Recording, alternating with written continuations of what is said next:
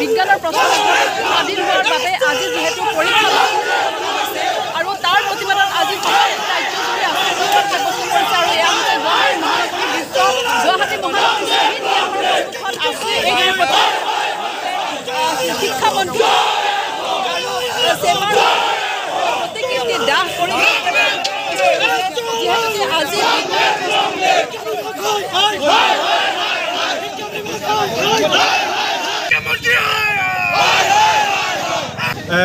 ফাদিল হৈছে ফাদিল হৈ কেনে পৰীক্ষাৰ্থীৰ মাজত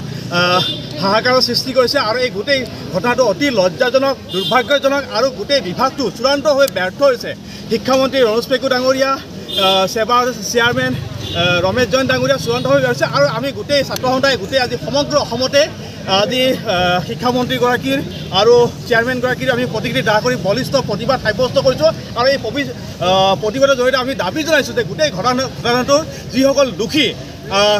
নিৰপেক্ষ তদন্ত হ'ব লাগে আৰু নিৰপেক্ষ তদন্ত হোৱাৰ স্বাৰ্থত আমি মুখ্যমন্ত্ৰীগৰাকীক আমি CBI তদন্তৰ আহ্বান জনাইছোঁ দাবী জনাইছোঁ সমগ্ৰ